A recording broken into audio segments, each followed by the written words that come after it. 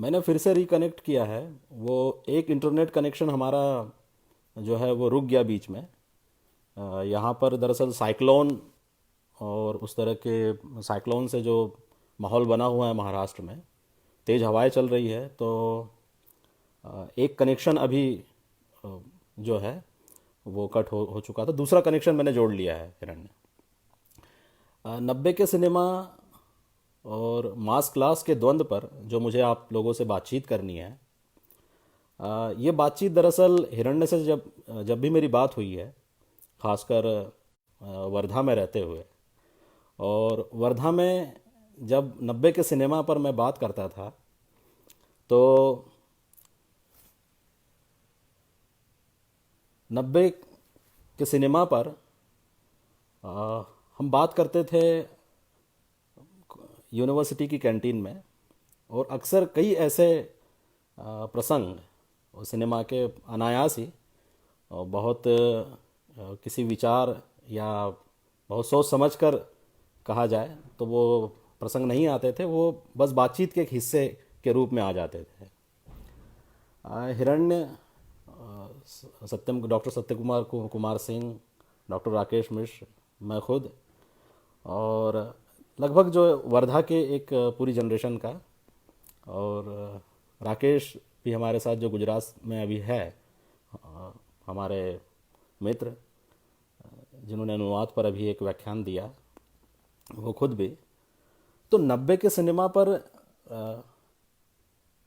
एक मास क्लास का द्वंद हमेशा बना रहा, और हम ये मानते रहे कि 90 का सिनेमा जो है उसमें वो केवल एक, जैसे कभी किसी साहित्य को लुगदी साहित्य कह दिया गया, इसी तरह से 90 के सिनेमा को बी ग्रेड सिनेमा या सिनेमा के एक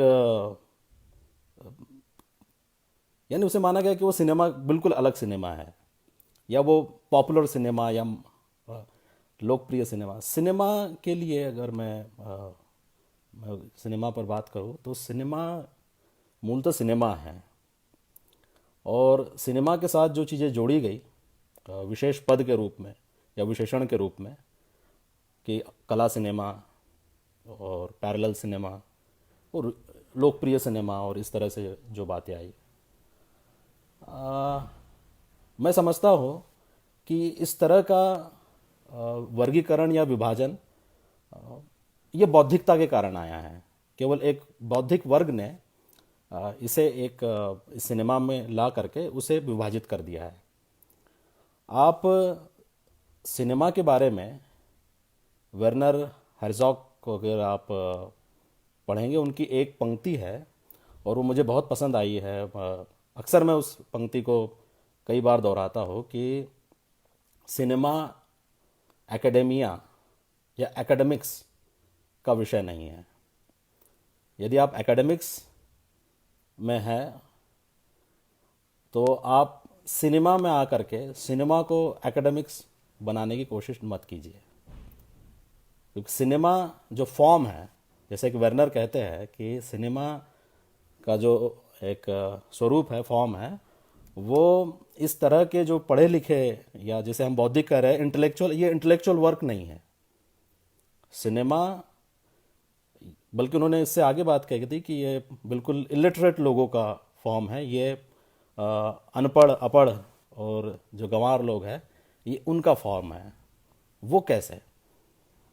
फिर मुझे अक्सर, मैं जब भी वर्नर को पढ़ता था तो उनको पढ़ने के बाद मैंने, हालांकि मुझे वो ठीक वैसा ही लगा जैसे कि मेरा अपना जीवन रहा है अपने शहर का।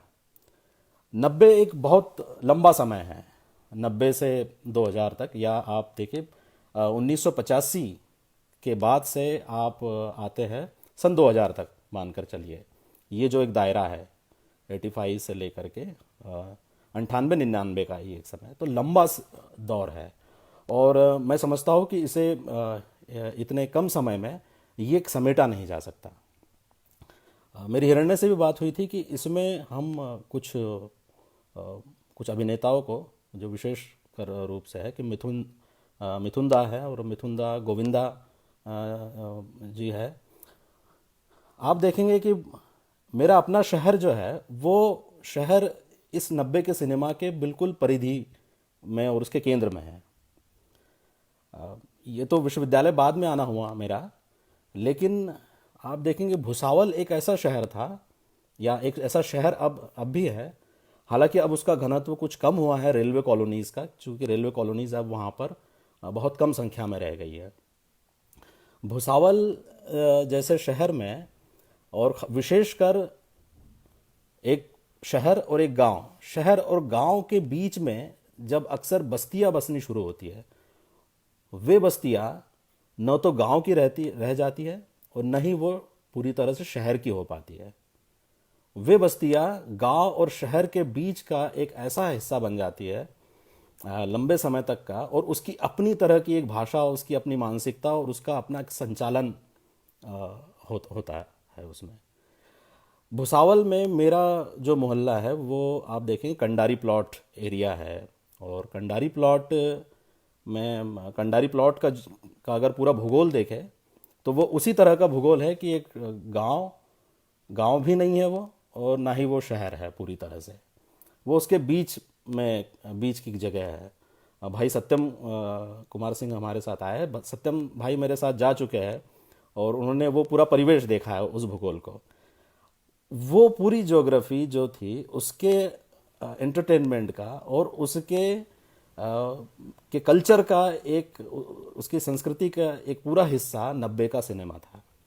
उसका कारण ये है कि हमारे ही मोहल्ले से जो जो हमारे एंटरटेनमेंट के लिए, हमारे मनोरंजन के लिए जो पहली टूरिंग टॉकीज़ लगी, उस टूरिंग टॉकीज़ का नाम था Akbar touring talkies. Akbar touring talkies पर मैंने एक लंबा काम किया था बहुत पहले, और कुछ इंटरव्यूज़ लिए थे वहाँ जा कर के। किसी कारण से अब वो मेरे पास नहीं है, अन्यथा मैं आपको अकबर टूरिंग टॉकीज़ की वो तस्वीरें दिखाता, क्योंकि वहाँ से ये सिनेमा को देखने की एक रुचि शुरू हुई। क्योंकि 1900 मेरे जन्म से पहले, 82 से पहले, 72 और 75 के बीच में अकबर टूरिंग टॉकीज़ वहाँ पर बन चुकी थी। और अकबर टूरिंग टॉकीज़ को एक हमारे एंटरटेनमेंट टैक्स ऑफिसर होता है जो जिले तहसील का, उनकी एनओसी लगती थी। तो एक तायड़े जी थे, उन्होंने अकबर टूरिंग टॉकीज़ की जो फैमिली थी उस परिवार को उन्होंने वो या आइडिया दिया था कि आप टूरिंग टॉकीज़ खोलिए। उसका कारण मैं आपको बताता हूँ कि जो शहर की शहर का जो हमारा मुख्य थिएटर था वसंत टॉकीज़, वसंत टॉकीज से पीछे जो है, वसंत टॉकीज के पीछे राजश्री प्रोडक्शन का, राजश्री प्रोडक्शन हाउस का मुख्य केंद्र था भुसावल में। चूंकि भुसावल जो है वो मुख्य जंक्शन रहा है, मुंबई से ठाणे के बीच में जब ट्रेन शुरू होती है पहली, उसके बाद जो एक्सटेंशन होता है वो भुसावल तक होता है। तो सिनेमा के लोगों ने देखा कि भुसावल एक ऐसा केंद्र है जहाँ से आसानी से जो है सिनेमा की रील्स, जो सिनेमा की पेटियाँ आती है, वो बक्सों में जो पेटियाँ आती थी वो भेजी जा सकती थी। तो भुसावल में राजश्री प्रोडक्शन का भी अपना एक वो केंद्र रहा है। अकबर टूरिंग टॉकीज़ ने हमारी मानसिकता पर जो प्रभाव डाला, चूँकि हमारी स्कूल और अकबर टूरिंग टॉकीज़ और घर जाने का जो रास्ता था उसमें के बीच में बड़े पोस्टर लगे रहते थे टूरिंग टॉकीज़ के। और इस टूरिंग टॉकीज़ में आप देखेंगे कि कोई नई फिल्म रिलीज़ नहीं होती थी। हालांकि जो नई फिल्म रिलीज़ हुई है, वो नई फिल्म जो रिलीज़ हुई थी एक बार, वो फिल्म बताते हैं कि उसकी शुरुआत हुई थी जय संतोषी माता नाम से वो फिल्म थी। और हमारे यहाँ अकबर टूरिंग टॉकीज़ में, अकबर टूरिंग टॉकीज़ की जो शुरुआत होती थी वो एक कव्वाली से होती थी, सब कुछ तुम्हें मिलेगा ख्वाजा के आज आओ, मुफलिस हो लाजमी या आजमी, कौन सा शब्द है मुझे अब ठीक से याद नहीं हुआ, लेकिन वो कव्वाली चलती थी। अकबर सेठ जो थे टूरिंग टॉकीज जिनके नाम पर थी, अकबर सेठ गुजर चुके थे, तो पूरे पोस्टर में शुरुआत जो होती थी तो पहले अकबर सेठ का वो चित्र आता था और उसके बाद जो है वो सिनेमा की शुरुआत होती थी। तो थर्ड क्लास सेकंड क्लास और उस समय का फर्स्ट क्लास, यानी अगर आप पीछे है थोड़ा ऊंचाई पर बैठे, वो कोई ऊंचाई नहीं थी विशेष रूप से जिसे फर्स्ट क्लास कहा जाता था, तो अक्सर लोग थर्ड क्लास या सेकंड क्लास का ही टिकट वहाँ पर लोग निकालते थे। इस टूरिंग टॉकीज़ ने जो हमारी पूरी जो बस्ती है, हमारा पूरा जो मोहल्ला है, उसके कल्चर पर और साथ साथ हमारी राजनीतिक चेतना पर भी उसका प्रभाव एक अलग तरीके से रहा। परिवारों पर भी प्रभाव रहा। आप देखिए कि 90 का जो दौर है, 90 के दौर में टेक्नोलॉजी आ रही है, लेकिन टेक्नोलॉजी की पहुंच जो है वो सबके पास नहीं है। ये भी एक बात है। अब उस टेक्नोलॉजी का उपयोग जहाँ जहाँ पर है, जहाँ संभव है या किया जा रहा है, संयुक्त परिवार या बड़े परिवार, खासकर रेलवे एरिया में, रेलवेज में आप मान के चलिए कि एक परिवार का व्यक्ति यदि ड्राइवर है या गार्ड है रेलवे में, तो उस पर लगभग 7 से 8 या 10 लोगों का भार होता था एक व्यक्ति पर। यानी एक अपने कमाने वाला व्यक्ति जो रेलवे में ड्राइवर है, गार्ड है, या जिस किसी भी क्लास 4 में आग वाला, हमारे यहाँ कई तरह के काम जो है गैंगमैन से लेकर के रेलवे के ड्राइवर्स तक का वो काम बटे हुए थे। लेकिन परिवारों का घनत्व बड़ा था, व्यक्ति एक और खाने वाले उस व्यक्ति पर डिपेंड 10 लोग। तो ये कहानी उस व्यक्ति की अपनी ऐसी होती थी, खुद की अपनी कहानी अपने घर की, कि वो किसी भी एक सिनेमा के बड़े फलक की तरह वो कहानी महसूस होती थी उसे। आप कल्पना कर सकते हैं कि एक ड्राइवर है रेलवे में काम करने वाले, उनके अपने 5 बच्चे हैं जिनका जीवन आपको चलाना है, और उन 5 बच्चों के साथ में उस ड्राइवर पर अपने अलग 3 या 4 भाई बहनों का भी भार है, और एक बूढ़ी माँ है। ये जो ये पूरी वस्तु स्थिति जो थी, ये एक उस दौर के सिनेमा में ही आ चुकी हुई वस्तु स्थिति थी। इसीलिए जो लोग कहते हैं कि सिनेमा एक कला के रूप में हमें दिखाना है और वो बदलाव लाने की बात करनी है, तो कला के रूप में सिनेमा में यदि आप जाएंगे तो वो बदलाव, मुझे नहीं लगता कि वो बहुत बड़ा बदलाव वो किसी ने किया था। लेकिन 90 के सिनेमा ने यह बदलाव बिना ये बताए, यह बिना इस बात की घोषणा किए या मैनिफेस्टो रखे हुए, 90 के सिनेमा ने बहुत हद तक लोगों को, बल्कि परिवारों को, उनको जोड़ के रखने का काम किया था। आप कादर खान जो थे, कादर खान, अरुणा ईरानी, गोविंदा, शक्ति कपूर, ये सभी लोग एक ऐसा रसायन बनाते थे अपनी फिल्मों में कि देखने वाला परिवार और लोग जो है वे सब पर एक विशेष रूप से वे अलग अलग अपना एक प्रभाव छोड़ जाते थे। एक फिल्म थी जैसी करनी वैसी भरनी, आप, बहुत सुंदर फिल्म है, आप देखिएगा, यूट्यूब पर अवेलेबल है। दरअसल मैंने कुछ सीन लिए थे यूट्यूब से जो मैं दिखाना चाह रहा था, लेकिन कुछ कॉपीराइट इश्यूज भी उसमें आते हैं, कुछ कॉपीराइट की समस्या आती है। 90 के दशक में आप देख रहे हैं कि भारत की एक पूरी पॉलिटिक्स, एक पूरी राजनीति मुंबई से जो शुरू होती है, और एक उग्र राजनीति। घर एक मंदिर, हिरण्य ने जो बात कही थी कि ये घर एक मंदिर, और मुझे याद दिलाया उस फिल्म का भी, प्यार का देवता जो और प्यार का मंदिर। प्यार का मंदिर फिल्म आप मिथुन की देखिएगा कि एक ऐसा भाई, और वो 90 के दौर में विशेष रूप से मैं अपने मोहल्ले को फिर केंद्र में लाता हूँ कि ऑटो चलाने वाला रवि जो है वो अपने सारे भाइयों बहनों को पढ़ा लिखा करके बड़ा बनाता है, और बहुत बड़े पदों तक वे जाते हैं, और उसके बाद वो घर छोड़ जाते हैं। लेकिन रवि जो है वो अपने घर की अब भी जो है उसके पास एक मूल्य है अपनी माँ के साथ, यानी माँ को जो है एक अच्छा जीवन देना, माँ को साथ में रखना। लेकिन जो पढ़े लिखे लोग हैं वे सब लोग जो है वो परिवार को छोड़कर चले जाते हैं। लेकिन एक कोशिश फिर से रवि की होती है कि वो फिर परिवार को पूरा जोड़ करके एक सुखांत में की तरफ ही जो है हमारा सिनेमा जाता है। मिथुन नो डाउट हिरण्य की घर एक मंदिर के बाद में प्यार का देवता, प्यार का मंदिर, दाता तो मेरी सबसे फेवरेट फिल्म थी। क्योंकि आप देखें कि मिथुन चाहे जो पूरे सिनेमा में अन्याय के खिलाफ लड़ने वाले किरदार के रूप में मिथुन दा हमारे सामने हमेशा रहे। और आप जब वाकई में लोग आश्चर्य भी करते हैं कि मृगया जैसी फिल्म से लेकर के फिर मिथुन मिथुन दा की एक जो मर्द फिल्म है, बाद में 90s लेट 90s में आई मर्द फिल्म, उस मर्द फिल्म को देखने के बाद कई लोगों को लगेगा कि ये तो एक मजाक है, या 90 के बारे में कह दिया जाता है कि आप अपनी बुद्धि मत चलाइए, केवल देखिए फिल्म को। लेकिन ऐसी बात नहीं है कि वो सिनेमा जो है, बल्कि सिनेमा वही है जो वहाँ है।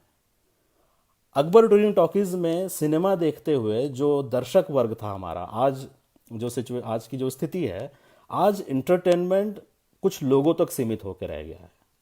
आज आपके और मेरे पास टेक्नोलॉजी है तो हम एंटरटेनमेंट कर पाएंगे। ये मनोरंजन भी अब जो है वो धीरे धीरे सीमित हो रही है, उसकी उसकी जो परिधि है। जब तक टूरिंग टॉकीज थी 90 के दौर तक का, आप देखिए कि टूरिंग टॉकीज में सभी वर्गों के लोग और सभी धर्म जाति के लोग टूरिंग टॉकीज में एक साथ फिल्म देखते थे, और वही एक माध्यम था हमारी इंटरेक्टिव लर्निंग का। अनिल जी ने पूछा है कि अमिताभ की मर्द फिल्म, वो अमिताभ की भी थी और बाद में मिथुन की भी फिल्म आई मर्द नाम से, जिसमें मिथुन दा जो है वो पुलिस की भूमिका में है, इंस्पेक्टर की भूमिका में। तो आप देखिए कि सिनेमा, जो मैं कह रहा था कि ये इंटरटेनमेंट, जो पॉपुलर इंटरटेनमेंट जिसे नाम दिया गया लोग कि पॉपुलर सिनेमा है, लेकिन वो वास्तविक देखा जाए तो वो हमारा अपना मनोरंजन था। लेकिन अब वो मनोरंजन हमारी परिधि में नहीं है, वो छीन चुका है। इंटरनेट या मोबाइल, ये बात सही है कि मोबाइल हर एक के पास चला गया है और वो देख सकता है और वो अपना मनोरंजन कर सकता है, लेकिन मनोरंजन जो वास्तव में था उस समय का, उस मनोरंजन में, उस 3 घंटे में हम अपने सारे दुख भूल कर जाते थे।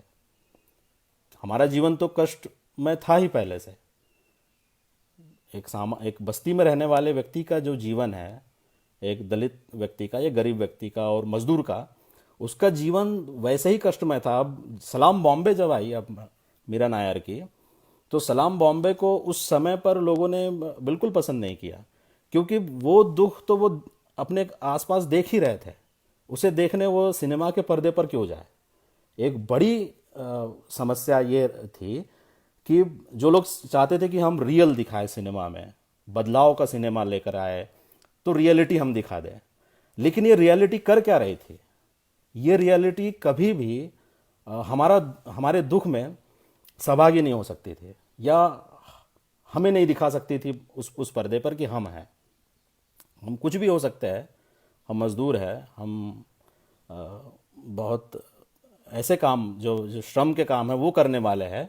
लेकिन जानिए आप कि जब हम सिनेमा देखने जाते हैं तो पर्दे पर गोविंदा के साथ में मेरा जुड़ाव बहुत सहज है।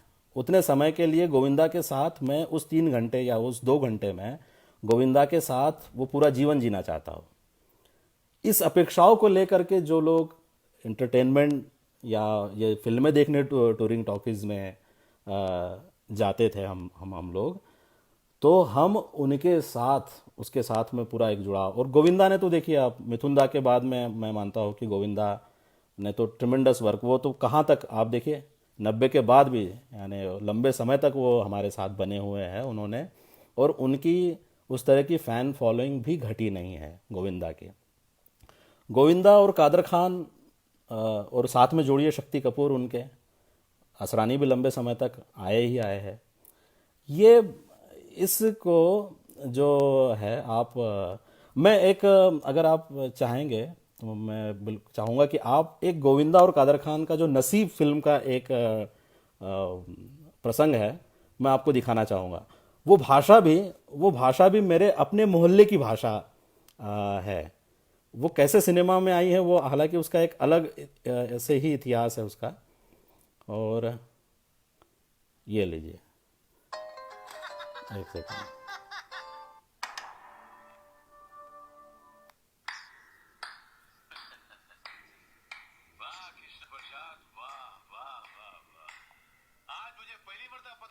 इतने बड़े महल में रहने वाला शख्स इतना छोटा भी हो सकता है। अरे जिस मोहब्बत को तो अपनी मोहब्बत के बल से हासिल ना कर सका, उस मोहब्बत को अपनी कायरता छल कपट से हासिल करना चाहता है। आज मुझे पता चला कि तेरे इस मासूम और भोले चेहरे के पीछे एक शैतान, एक भेड़िया रहता है। मास्टर लामक्स, तू मोहब्बत में मिटा जरूर है, मगर मोहब्बत के फलसफे को नहीं समझा। तू बहुत ऊंचा फलसफा है, और मैं यहाँ तेरी शरारतों को रफू करने आया था। तेरी बदतमीजों को रफू नहीं कर सकता मैं जा रहा हूँ। अरे जा, मुझे किसी की जरूरत नहीं है। अरे जब मैंने अपने दिल में रहने वालों के जाने का अफसोस नहीं किया, तो घर से जाने वालों की परवाह क्या करूंगा। क्या बात है। मास्टर तो सिर्फ बातों की चिंदियां रफू कर सकता है, दिलों के चिथड़ों को नहीं। चल जा। कोई जरूरत नहीं है मुझे किसी की। I am a self made man. ये तो आपने ये सीन देखा होगा। इसके साथ ही मैं आपको फिर एक और एक सीन है, मैं आपको ये एक सीन इलाका।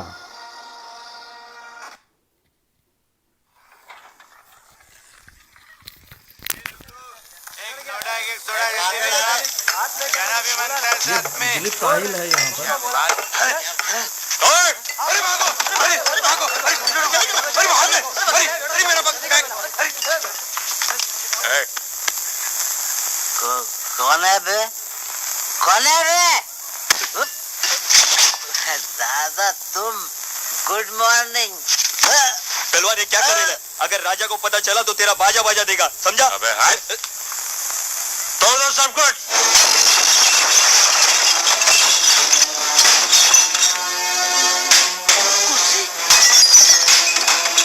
राजा दादा। क्या है बे?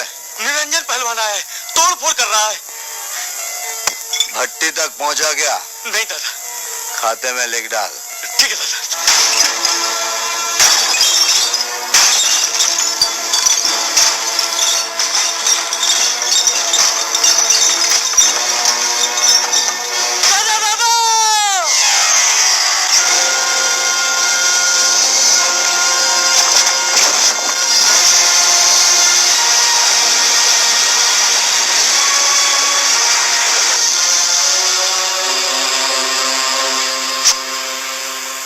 तेरे नाम का कुत्ता पालूं साले, भौंकने को आता नहीं और काटने को आ गया।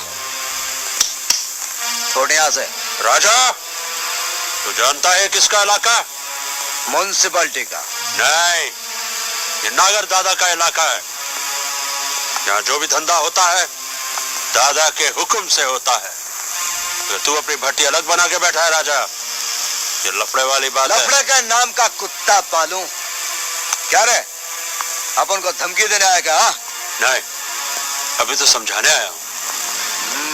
ऐसा बोलना तो अपन भी तेरे को एक बात समझा देता है। ये जो भट्टी है ना, ये भट्टी नहीं है।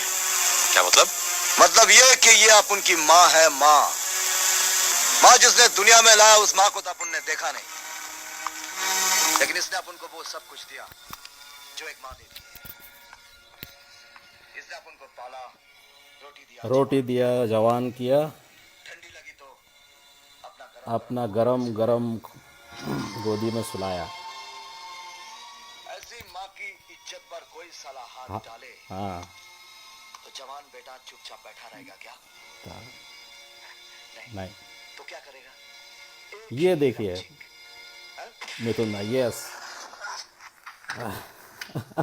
ये जो है आपने दोनों को देखा। हालांकि गोविंदा की तो वो उनकी दूसरी यानी उसके बाद की फिल्म थी इलाका, जिसकी मैं बात कर रहा था आपसे, कि मेरे अपने मोहल्ले की जो बात मैं आपसे कर रहा था कि भुसावल में वो गांव और शहर दोनों के बीच में उसको इलाका जो है वो इलाका इसी तरह से था। 90 की जो राजनीतिक उथल पुथल रही, उस 90 की राजनीतिक उथल पुथल ने बहुत प्रभावित किया था हमें। क्योंकि आप देखिए महाराष्ट्र में शिवसेना जो है, आज आप देख रहे हैं कि उनके चीफ मिनिस्टर आज शिवसेना से ये उद्धव ठाकरे जी। लेकिन उस समय शिवसेना जो थी, शिवसेना आई ही बिल्कुल एक पूरे एग्रेसिव आंदोलन के तहत, जो पहले मराठी वर्सेस अन्य जो भी थे उनके, और उसके बाद में उसी समय पर देखेंगे Republican party of India. Republican party of India के जो लीडर्स थे, हालांकि रिपब्लिकन पार्टी ऑफ इंडिया 4 धड़े में बट चुकी थी, और 72 में आप जानते हैं कि दलित पैंथर मूवमेंट जो है वो 2 या 3 साल में दलित पैंथर मूवमेंट एक चरम पर पहुंचा, और उसके साथ उसकी परिणति जो है वो आरपीआई में हो गई। उसके बाद आरपीआई में होने के बाद में ये हुआ कि रामदास जी आठवले, आप देखते होंगे केंद्रीय मंत्री है आज, रामदास जी आठवले रिपब्लिकन पार्टी के महत्वपूर्ण लीडर उस समय पर, एडवोकेट बाड़ा साहब प्रकाश अंबेडकर जो है वो महत्वपूर्ण एक नेता, आर.एस. गवई जो थे वो, और प्रोफेसर जोगेंद्र कवाड़े, यानी आरपीआई 4 धड़ों में थी। और इन आरपीआई के ये जो 4 धड़े थे, ये अलग अलग रूप से महाराष्ट्र के एक अपने अपने इलाकों में स्थापित ये आरपीआई थी। और आरपीआई से जुड़ा जो वर्ग था या जुड़ा वो समूह था, वो अक्सर इसी तरह से जो दलित, आदिवासी, गरीब और मजदूर, रेलवे स्टेशनों पर काम करने वाला, मेहनत मजदूरी करने वाला, ये वर्ग था। आरपीआई से जुड़े रहने के बाद में आप देखेंगे कि, और शिवसेना के साथ उसका जो शिवसेना के साथ जो द्वंद्व था आरपीआई का उस समय का, वो बाकायदा वो वायलेंस में भी में गया था।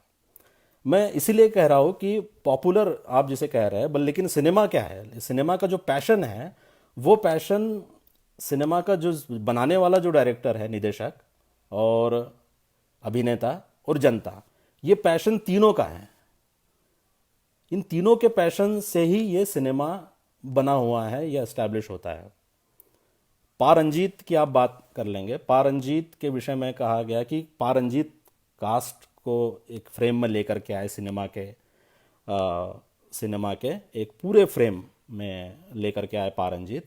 लेकिन पा रंजीत के पास सिनेमा दिखाने का पैशन वही था जो कि 90 के दशक का, यानी कबाली, और कबाली के बाद में दूसरी जो काला, कबाली और काला कहीं से भी अलग नहीं है 90 के इस सिनेमा के बाहर में, या मिथुन के इस पूरे एग्रेशन के बाहर में।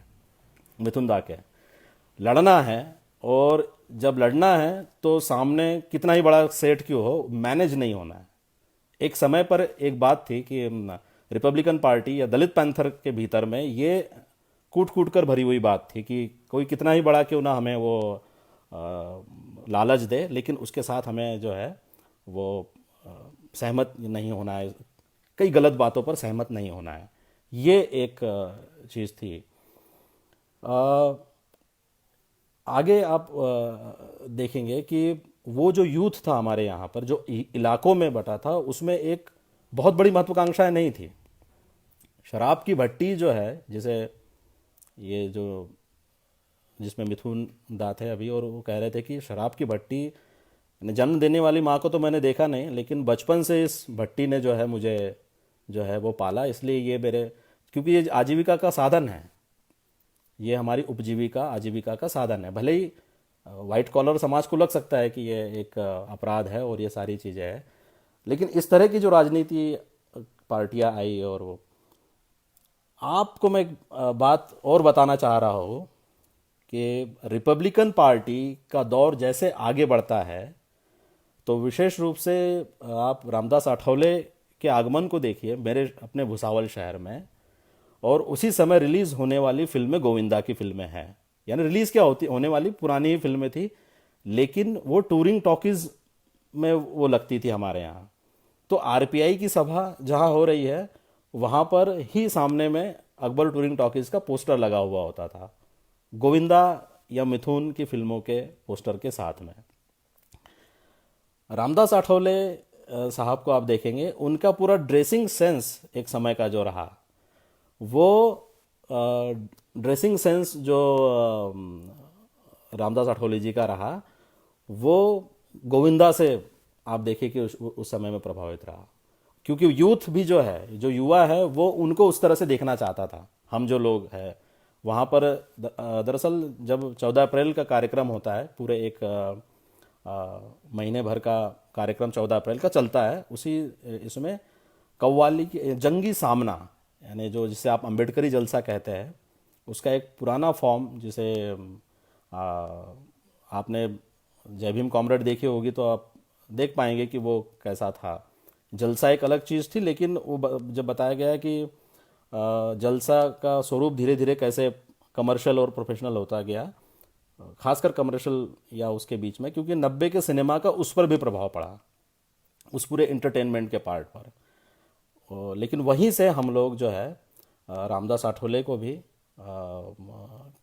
की फैन फॉलोइंग बनती है, जहाँ से मिथुन और गोविंदा की फैन फॉलोइंग इस्टेब्लिश हुई थी।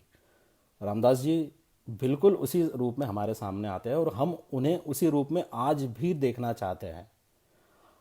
इसीलिए जो बौद्धिक वर्ग ये कहता है कि उसकी जनता तक पहुंच कितनी है, बातें तो है, आप एक आर्ट फॉर्म की बात करते हैं कि बदलाव का सिनेमा, लेकिन बदलाव के सिनेमा तक जो पहुंच है वो कुछ परसेंट पहुंच है, कुछ ही लोगों की पहुंच है, बल्कि वो उस बदलाव का सिनेमा को हम ही देखते हैं, जिसे हम बदलाव का सिनेमा कह रहे हैं।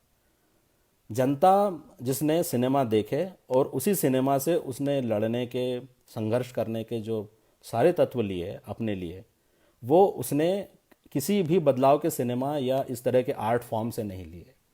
वो 90 का ही एक पूरा फॉर्म था। हाँ, इसको जो है देखेंगे आप कि एक बड़ा ब्रेक, यानी आप देखेंगे इसको एक बड़ा धक्का इस पूरे 90 के दौर को जो लगता है, वो वीडियो पार्लर्स आने के बाद में, और वीडियो पार्लर में ख़ास करके जो आप कहेंगे कि पोर्नोग्राफिक नहीं कहेंगे उसे, हम कहेंगे एडल्ट फिल्म्स, और वो उसके रूप में, हालांकि एडल्ट फिल्म जो है वही हमारे लिए एक समय था, हमारा माइंडसेट बन चुका था कि एडल्ट फिल्म का मतलब था कि पोर्नोग्राफी ही, एक समय दिमाग में वही बात आती थी कि एडल्ट यानी यही है।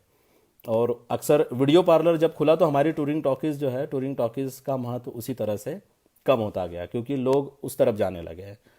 और ये जो वीडियो पार्लर्स आए, इन वीडियो पार्लर्स ने, अच्छा इसमें भी एक आपको मज़ेदार बात मैं बताता हूँ कि वीडियो पार्लर्स में जो वीडियो कैसेट्स आती थी, और वीडियो कैसेट्स ज़्यादातर जो वीडियो कैसेट्स आती थी वे आती थी चोर बाज़ार से। अब चोर बाज़ार का कल्चर वैसा नहीं है किसी जगह पर, बहुत कम जगहों पर अब चोर बाज़ार रह चुके हैं। तो जो वीडियो कैसेट्स आते थे, ये वीडियो कैसेट्स आने के बाद उसको चेक किया जाता था कि इसमें क्या है, और यदि उसमें थोड़ा भी अगर वीडियो पार्लर वाले को दिख जाए कि हाँ टॉपलेस है ये, तो वो उसके बाद में उसका जो है नाम वाम वो करके उसको लगाता था एडल्ट्स के रूप में। कई अच्छी फिल्में यूरोप की या वेस्ट की, जिसे हम आर्ट फिल्में कहते थे, वो एडल्ट फिल्म के नाम पर जो है वो वीडियो पार्लर में दिखाई जाती थी। और बाद में हमने देखा कि जब यूनिवर्सिटीज़ में मैं पढ़ने आया तो मुझे भी आश्चर्य हुआ कि कई ऐसी फिल्में जो वीडियो पार्लर में जिसे कहा जाता था कि ये तो पोर्नोग्राफी है, लेकिन वो क्लासिक्स थी, वो देखा जाए तो यूरोप की और इन देशों से आई हुई फिल्में। तो कब टूरिंग टॉकीज़ की पूरी लेगेसी ख़त्म होती है और उसके साथ में वीडियो पार्लर भी आता है, तो वीडियो पार्लर अनजाने में कई चीज़ें और जो है वो देकर भी चला जाता है उसी के साथ साथ। लेकिन मैं फिर से उसी बात पर आऊँगा कि सिनेमा जो है हमारा ये, और बॉलीवुड खास करके, विशेषकर बॉलीवुड की बात, उसकी अपनी एक पूरी उसको, यानी उसका अपना खुद का एक पैशन है। वो पैशन अब जो है वो कॉरपोरेट घरानों के पास चला गया है। यानी अगर आप सोचें कि मैं, जैसे अमिताभ निकल करके अमिताभ बन जाते थे बम्बई जा करके, शाहरुख खान बने बाद के समय में जा करके, ये यानी जो सुपरस्टार को आप देख रहे हैं कड़िया, अब जो है अब बॉलीवुड में इस तरह से आप कदम रख सके तो मुझे लगता है कि ये बहुत बड़ा मिराकल मैं समझूंगा, क्योंकि थिएटर्स बंद हो चुके हैं। पेंडेमिक के बाद में जो अभी जो हमारी स्थिति है, पेंडेमिक पूरी हो चुकी है, कोरोना के बाद में, कि हम तो मिलना है भी किसी को, ऐसे भी इकट्ठा नहीं हो सकते। तो टूरिंग टॉकीज़ जो है, और टूरिंग टॉकीज़ में जो मेस, अंग्रेजी का एक शब्द है ना, मेसी होकर के बैठना, और सारे लोग एक साथ बैठे हुए हैं, बहुत बीड़ी पी जाती थी, थर्ड क्लास जो होता था हमारा सामने जो है। और मुझे याद है मेरा दोस्त अमर चौरे, फेसबुक पर है अमर, लेकिन अमर अभी कहाँ, मोहल्ले में कहीं कहीं गया होगा, इसलिए शायद वो आ नहीं पाया यहाँ। अमर यानी अमर का जो पेट नेम है वो टिपरी। अमर यानी टिपरी और मैंने, हम दोनों ने उसी थर्ड क्लास में, क्योंकि बहुत कम पैसा लगता था और एक अच्छी बात होती थी कि हम जो है वो चुपके से थर्ड क्लास में बहुत आसानी से जा सकते थे, क्योंकि भीड़ इतनी पीछे होती थी कि वो अपने आप धकिया कर वो हमें जो है भीतर कर दिया करते थे। थर्ड क्लास में मैंने प्रत्यक्ष अनुभव जो आपको मिलता है सिनेमा का देखने का, क्योंकि सिनेमा पर जो है जो अभिप्राय हमें मिलना होता है, जो रिप्लाई सिनेमा पर आता है सिनेमा देखने के बाद में, यह कल्चर पूरी तरह से अब ख़त्म हो गया है। आप अब इस दौर को शायद ही ये कर कोई बता पाएगा कि सिनेमा देखने के बाद सिनेमा की पूरी स्टोरी को बताना। जो खाली समय हमारा था, क्योंकि एक समय ऐसा था कि सारे लोग सिनेमा नहीं देख सकते थे जा कर के, लेकिन कोई एक जो सिनेमा देख चुका होता था, उस सिनेमा का पूरा विवरण या वर्णन वो हमें अपने दोस्तों के बीच में, हमारे बीच में देता था। और इससे ये है कि कई सिनेमा की कहानियां हम उनके मुंह से सुनते थे। अब ऐसा नहीं है। अब चूंकि आपके हाथ में मोबाइल है और ये, तो आप ये है कि उस पर जो है, उस पर उस तरह की बातचीत नहीं है जो लोगों के बीच में होती थी। लोग एक दूसरे से जिसके आधार पर बात कर पाते थे, उस एंटरटेनमेंट के आधार पर, और कई ऐसी बात उसमें होती थी जो वो अपने व्यक्तिगत जीवन से जोड़ते थे। जिसे कल्पना कीजिए कि हीरो नंबर 1 में गोविंदा को मैं आपको बता रहा हूँ, गोविंदा बड़े घर के बेटे हैं, और एक बड़े घर के बेटे के रूप में वहाँ पर कादर खान एक इतने बड़े कैपिटलिस्ट है, इंडस्ट्रियलिस्ट है। दोनों यानी खासकर गोविंदा को करिश्मा कपूर से प्रेम है और वो पाना चाहते हैं उसको, तो वो जिस विनम्रता से नौकर बन करके उनके घर गए हुए हैं, काम कर रहे हैं, ये विनय यानी अपने प्रेम को पाने के लिए इस यानी एक नौकर बन जाने का, और फिर जो है उसमें कादर खान की, उनके पिता की जो एंट्री है एक चौकीदार के रूप में होने की, ये दोनों ही चीज़ें गोविंदा की और कादर खान की और उस पूरी टीम की जो है वो इनसे दर्शक से सीधे जुड़ती थी। क्योंकि वही गोविंदा जो है फिर कूली नंबर 1 में, जो शादीराम घर जोड़े, हमारे एक बहुत अच्छे एक्टर अपने सदाशिव अमरापुरकर को आप देखिएगा 90 के फिल्मों में, सदाशिव अमरापुरकर को जब कादर खान को ये सीख देनी होती है कि रुको, तुम्हारा जो एक दामाद जो है वो कुली और एक ड्राइवर, ये सोच करके जो है, और गोविंदा वो उतने पूरे इसको जीता है अपने बड़े होने के एहसास को, लेकिन ये कहीं ना कहीं झूठ बोलने का जो है दुख गोविंदा को है भी, लेकिन वो ये सब चीज़ों को जो है गोविंदा चाहते हैं कि विनय से और प्रेम से ही इन बातों को वो करे। ये आप, अच्छा, हिरण्य ने भेजा कि आंखें फिल्म, ये लाल दुपट्टे वाली तेरा नाम तो बता। तो हालांकि आप, जैसा कि मैंने पहले ही कहा था हिरण्य से, कि यदि हम सिनेमा पर बात करने जाए 90 के, तो वो एक बहुत बड़ा फलक है उसका। मैंने जब इस पर एक मुकम्मल कोशिश की थी कभी कि इस पर काम करूं, लेकिन ये बहुत बड़ा, एक पूरी टीम वर्क है 90 के सिनेमा पर काम करने के लिए। एक मैं आपको कादर खान के विशेष, जो कादर खान, शक्ति कपूर और गोविंदा, तीनों की क्या केमिस्ट्री है इस, क्योंकि व्याख्यान का लगभग 45 मिनट मेरे ख्याल से, बातचीत का व्याख्यान क्या कहूँ मैं इसे, वो 45 मिनट हो चुका है। एक जो जैसी करनी वैसी भरनी का एक प्रोमो है छोटा सा, आप इसको देखें। और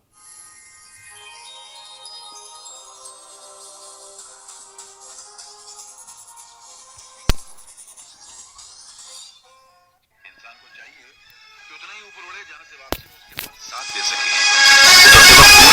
मुझे पैसा चाहिए, दौलत चाहिए, चाहे इसके लिए मुझे जमीन और आसमान आपस में क्यों ना मिलाना पड़े, मैं मिला कर रहूंगा। इस वक्त ये खुदगर्जी के घोड़े पर सवार बर्बादी के तूफान में उड़ता हुआ चला जा रहा है। अगर ऐसे सवार को वक्त के थप्पड़ और जमाने के ठोकर की सिवा कोई नहीं रोक सकता। सुख दुख है क्या हल कर्मों का, जैसी करनी वैसी भरनी। जो औलाद अपने माँ बाप का दिल दुखाती है, जब वो माँ बाप की पदवी संभालती है तो उनकी औलाद उनका दिल दुखाती है। एक करोड़पति आदमी का बाप कुली का काम कर सकता है, तो फिर बेटे को कुली का काम करने में कैसी शर्म? हराम की दौलत इंसान को शुरू शुरू में सुख जरूर दिलाती है, मगर बाद में ले जाकर एक ऐसे दुख के सागर में धकेल देती है जहां मरते दम तक सुख का किनारा कभी नजर नहीं आता है। आप जो करोगे वैसे ही भरोगे।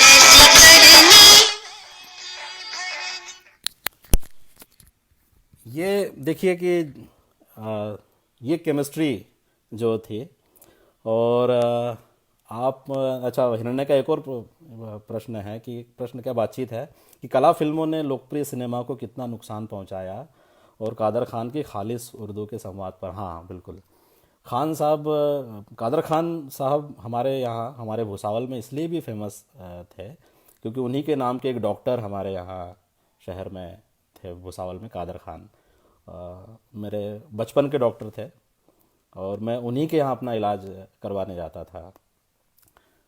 सच बता रहा हूँ आपको मैं कि हमारा इलाका, हमारा मोहल्ला और जहाँ टूरिंग टॉकीज़ है उस जगह पर, और जो दर्शक है उन दर्शकों को उर्दू की कोई समझ नहीं थी, और शायद वो आज तक भी नहीं। मुझे भी कई शब्द ऐसे जो सिनेमा में आए जो खान साहब ने उसका उपयोग किया, लेकिन वो हमें दूर दूर तक उसका उन अर्थ हो।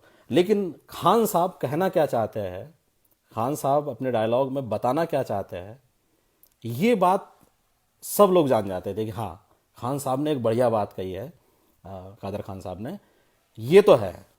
और ये बात हर घर में इस्टेब्लिश होती थी उसके बाद में कि किसी को, मैंने पहले कहा था ना कि अगर कोई घर में का बड़ा बुजुर्ग है, जो ड्राइवर है, रेलवे का गार्ड है, गैंगमैन है, सारी जिम्मेवारियाँ उस पर है। ये इस तरह की चीज़, यानी इस तरह की बात उस सिनेमा से आप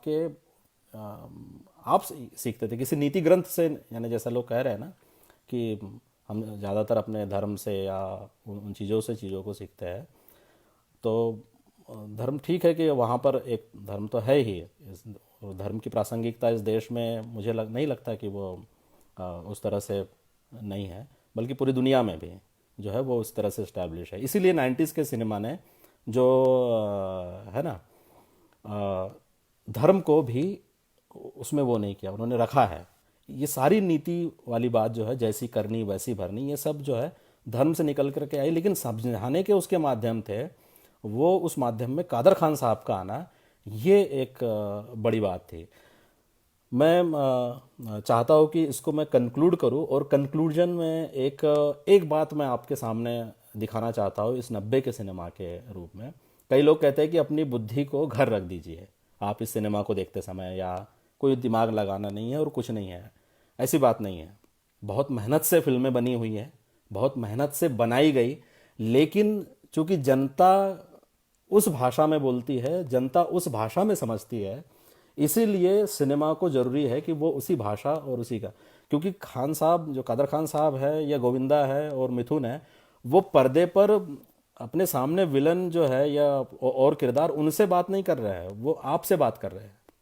वो उसके दर्शक को संबोधित करते थे सीधे सीधे, और दर्शक इस बात को मानता था। दर्शक उस बात को पूरी तरह से, उसका आस्वाद लेने के बाद में दर्शक को लगता था कि हाँ, ये मुझसे ही बात हो रही है। इसीलिए आप देखिए कि पूरी राजनीतिक, सारी राजनीतिक लैंग्वेज, भाषाएं जो आई राजनीति में, या खास करके भाषण देने आए, तो जनता से जुड़ाव उन्हीं लोगों का है कि जो सीधे उनकी भाषा में बात कर रहे हैं। हमारी और आपकी जो कला फिल्मों की बातचीत, हम जो कहते हैं कि कला सिनेमा है, और एक बौद्धिक वे ऑफ टॉकिंग, या हम हमारा कहते हैं कि हमारा एक पूरी बुद्धिजीवी के रूप में हमें बात करनी है, तो वो बात शायद क्या मुझे लगता है वो बिल्कुल सामान्य आदमी की समझ में नहीं आती। आमिर खान, आप देखेंगे आमिर खान आज आमिर खान है हमारे सामने, और जिस तरह से कंटेंट वो रिव्यू करते चले आया है। आमिर खान की फिल्म में कल अपने बेटे को भी दिखा रहा था, बड़ा उसे आश्चर्य हुआ कि ये आमिर खान की फिल्म है तुम मेरे हो। पूरा एक दौर 90 के सिनेमा में सांप की सांप पर बेस्ड फिल्में आई, सांप उसमें आते रहे। आप सांप जो है वो, या हमारे फिल्मों में कुत्ता जो है वो उसका क्या महत्व है? उस तरह के प्राणियों ने आकर के, यानी उनको इस्टेब्लिश करते हुए सिनेमा आया। जैकी श्रॉफ की जो फिल्म थी, जैकी श्रॉफ की फिल्म का नाम देखिए, मैं तुरंत वो हो गया, जैकी श्रॉफ की ये फिल्म मराठी में डब हुई जो उस पर बनी हुई है। दौलत की जंग तो है ही, लेकिन आमिर खान की जब फिल्म एक बार अभी जब आई थी, एक शीप ऑफ थीसियस, आपको पता है, एक बड़ी यानी जिसे बौद्धिक और कलावादी और वो फिल्म कहते हैं, sheep of Theseus. Sheep of Theseus देखने के बाद में लोगों ने कहा था कि शीप ऑफ थीसियस तो बड़ा आर्ट फॉर्म है, और हाँ तेरी मेहरबानियाँ सही बताया। एक कंक्लूजन में मैं आपको आमिर खान की जो फिल्म है तुम मेरे हो, है ना, तुम मेरे हो का एक मैं आपको प्रसंग दिखाना चाहता हूँ। तुम मेरे हो में आमिर खान बच्चे हैं, उनका बचपन का रोल है, कहाँ चला गया मैंने,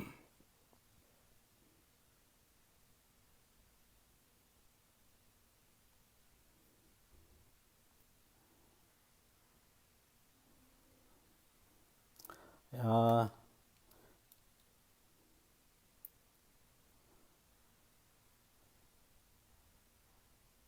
आनंद गांधी, राकेश ने कहा मुझसे भी कि आनंद गांधी, या यह देखिए शुभ मंगल ज्यादा सावधान सिर्फ Amazon प्राइम वीडियो पर।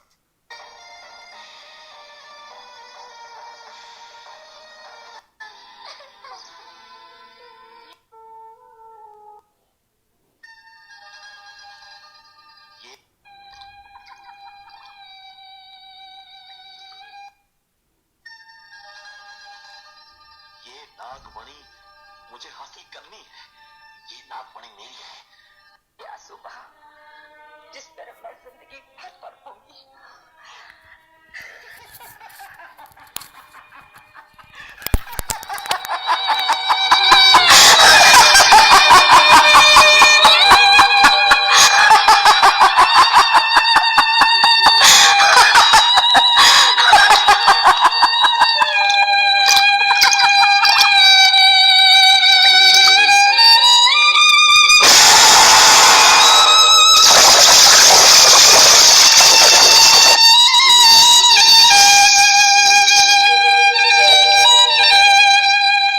ओम सूर्य नमः।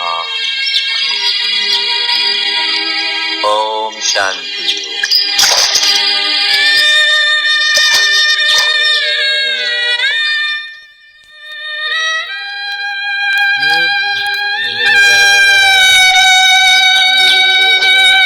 ये अभी मरा नहीं है, शायद मैं इसका जहर निकालने में कामयाब हो जाऊं।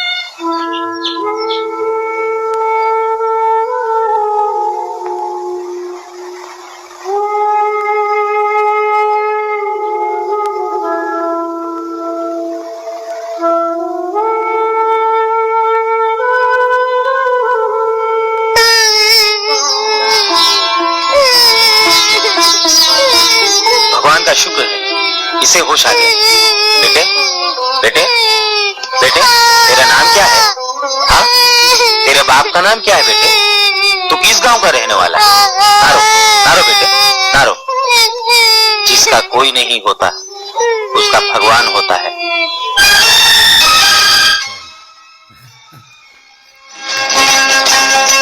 तुम मेरे हो, ये आमिर खान की फिल्म ताहिर हुसैन ने ही बनाई थी। और आप देखिए कि अब जब देखेंगे,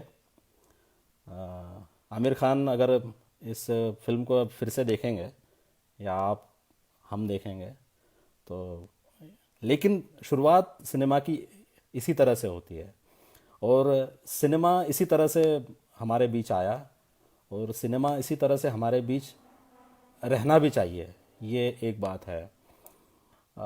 सीधे सीधे जो है आप एक बहुत बेहतरीन, जैसे आप कह रहे हैं, कंटेंट लेकर के आ गए या वो बात, वो कभी नहीं हुई। और आपका दर्शक, आपके लोग कैसे हैं, वो कितना किस बात को सीख या समझ सकते हैं। आप देखिए कि इस बॉलीवुड के 90s के सिनेमा में एक बात हमेशा आती है कि जिसको ऊपर वाला बचाता है उसको कोई मार नहीं सकता, और वो हमारे परंपरा में ही है, जाको राखे साइया मार सके ना कोई, और ये सारी चीज़ें। क्योंकि मृत्यु से एक अलग अलग तरीके की लड़ाई मजदूर वर्ग, दलित वर्ग के बीच में रही है। साहूकार या सेठ के कर्जे से जो लड़ाई रही है पूरी तरह से, बस्तियाँ उजाड़ देने की, झोपड़पट्टियों को उजाड़ देने की जो लड़ाइयाँ रही है 90s के सिनेमा में, सब कुछ बातें, सारी बातें आई। ये अन्याय और अत्याचार के विरोध में लड़ने की ये सारी बातें आई, लेकिन घटिया सिनेमा, बेकार सिनेमा, इस तरह से कहकर उस सिनेमा पर हमारा कभी ध्यान ही नहीं गया या दिलाया गया। क्योंकि हमने समझ लिया कि जो एक ग्रुप, अब राष्ट्रीय नाट्य विद्यालय दिल्ली में जो है, राष्ट्रीय नाट्य विद्यालय मुख्य रूप से जो है वो जो राष्ट्रीय नाट्य विद्यालय जो है वो थिएटर के, वो एक्टिंग के लिए, यानी आप कहेंगे कि वो पूरी तरह से नाट्य के लिए समर्पित, आप देखेंगे कि विद्यालय है। आपको नाटक के लिए काम करना है, रंगमंच के लिए काम करना है। परिणति उसकी होती है कि वे लोग आते हैं सिनेमा में, सारे जो किरदार उस तरह के रोल निभाने के लिए एनएसडी से लोग चल करके सिनेमा में आते हैं। लेकिन सिनेमा, मैंने जैसा कहा था, मैं क्या कह रहा हूँ कि प्रोफेसर वेर्नर जो जर्मन बहुत बड़े डायरेक्टर है सिनेमा के, और कई फिल्में बनाई उन्होंने जर्मनी में, एक दौर उनके नाम से पूरा वो चलता है। वो खुद कह रहे थे कि आप बौद्धिक बन करके या आर्ट फॉर्म को ले करके, एकेडमिक्स के लोग सिनेमा में जा करके उस सिनेमा को बर्बाद ही करते हैं, बल्कि वो सिनेमा बर्बाद ही हुआ उस तरह से। वो जनता के लिए और जनता से संवाद जोड़ने वाला सिनेमा नहीं रहा है। कुछ लोगों तक उसकी पहुंच है, कुछ लोग देखते हैं, आर्ट फॉर्म के रूप में उन्हीं को माना गया। सारी कला फिल्में एनएफडीसी से आई हुई, और वो सारी चीज़ें, नो डाउट कि वो कोई इसमें कोई दो राय नहीं कि वो बेहतरीन फिल्में थी और वो सब थी, लेकिन उसका जुड़ाव कितना हुआ, वो कुछ लोगों तक ही कि उसकी पहुंच बनी रही। दूरदर्शन जब आया तब हम थोड़ा बहुत देखते थे उसे, या जब हम पढ़ने आए तो सिलेबस में हमने कहीं पाया कि सूरज का 7वां घोड़ा भी उसी समय रिलीज़ हो रही थी, और लेकिन वो कहीं थिएटर में नहीं थी, या उसकी पहुंच उस तरह से नहीं हो पाई लोगों के बीच में भी। मैं समझता हूँ कि जैसा भी कुछ, चूँकि मैं बातचीत करने आया था आपके साथ में, कोई मुकम्मल बहुत इस पर रिसर्च जैसा जो है मैं लेकर के नहीं, क्योंकि एक बड़ा विषय है। 1990 में आप देखिए, मैं जब खंगालने गया तो इतनी फिल्में रिलीज़ हुई है, और अद्भुत है वो सबका विषय, उसके टॉपिक्स जो आप देखेंगे उसमें बिल्कुल अलग अलग टॉपिक है, तो वो पूरी तरह से नहीं बताया। मैंने कुछ जो, जैसा कि हिरण्य ने मुझसे कहा था कि इनको लिया जाए, यानी मिथुन और गोविंदा, और मैं तो खुद गोविंदा का बहुत बड़ा फ़ैन हूँ, और मिथुन दा की तो लगभग फिल्में देखी हुई है। आप लोगों से भी निवेदन है कि अगर 90s के सिनेमा पर हमें एक बड़ा, यानी आगे भी भविष्य में शोध करते रहना है, उन चीज़ों को लाना है, क्योंकि उसका एक राजनीतिक जो एक बड़ा रोल रहा है 90s के सिनेमा का, वो भी ठीक से हमने नहीं देखा है। हम दरअसल मैनिफेस्टो से लोग बाहर नहीं निकले, उसकी एक बड़ी वो रही है। और कला के नाम पर अगर कैमरे को स्लो कर देना या अंधेरा कर देना, ये सिनेमा नहीं है। मैं बहुत विनम्रता से कहना चाहता हूँ कि कैमरे के एंगल्स दिखाना और किसी चीज़ को बहुत धीमे धीमे कहना या बताना, ये जनता ने फिर से अस्वीकार कर दिया। ये मेरी केवल अपनी बात नहीं है, ये खुद उस जनता ने जिससे हम खुद आते हैं उनके बीच से, और हमने उनके साथ बैठ करके उन्हीं टॉकीज़ों में फिल्में देखी है, उन्होंने ही इस तरह की चीज़ों को अस्वीकार कर दिया है। खैर, यह एक ऐसा अवसर मुझे आहंग ने दिया। और अच्छा, मेरा पसंदीदा डायलॉग है, यानी मुझे कोई मेरा नहीं, यानी मिथुन दा का या गोविंदा का। हालांकि अब मैं डायलॉग में दरअसल क्या हुआ, यदि हम लोग अब हम लोग कैंटीन में बैठे होते, चाय पी रहे होते, तो मैं बिल्कुल कई तरह के डायलॉग सुना चुका होता।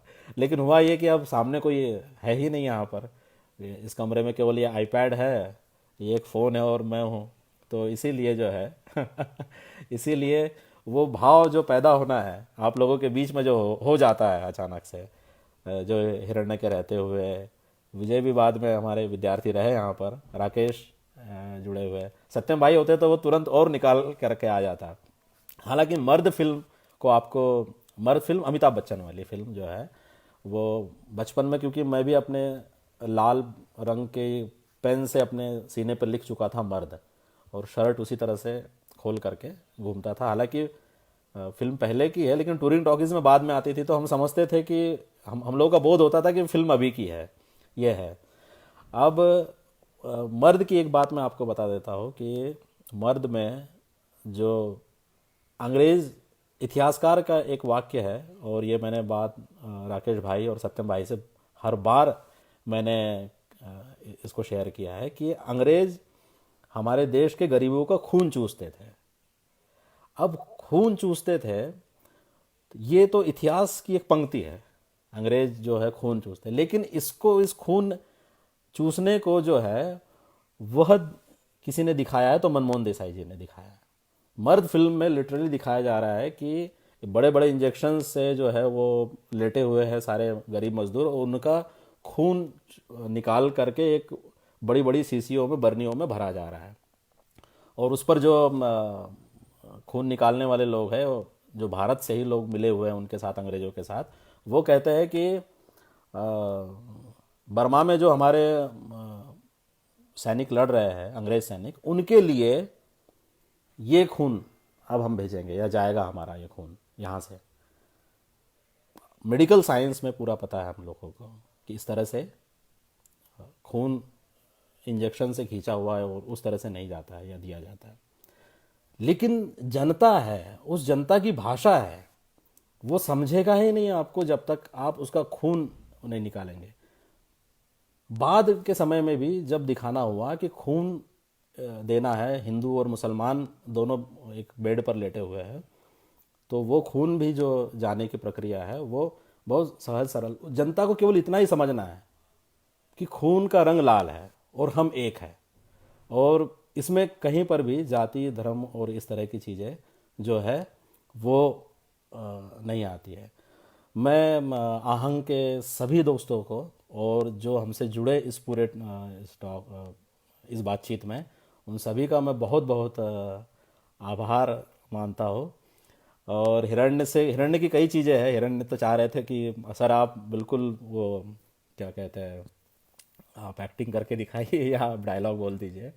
मैं थोड़ा सा नर्वस हो गया हूँ यदि हम लोग होते आपस में तो शायद मैं वो कर देता और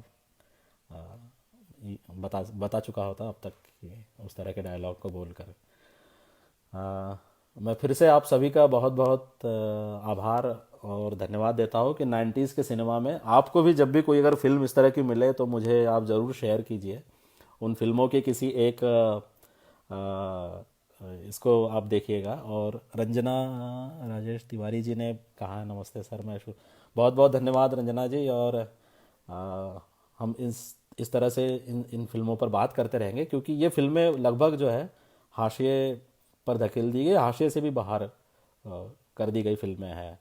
कंटेंट उनमें वो है जो कि लोगों से जुड़ता है, हमारे जीवन से जुड़ने वाला कंटेंट है। तो थैंक यू सो मच। और हिरण्य सारे मित्रों को, स्वरंजीत सिंह साहब को भी बहुत बहुत धन्यवाद। इसी के साथ ये यहीं पर मैं अपने व्याख्यान को विराम देता हूँ। धन्यवाद।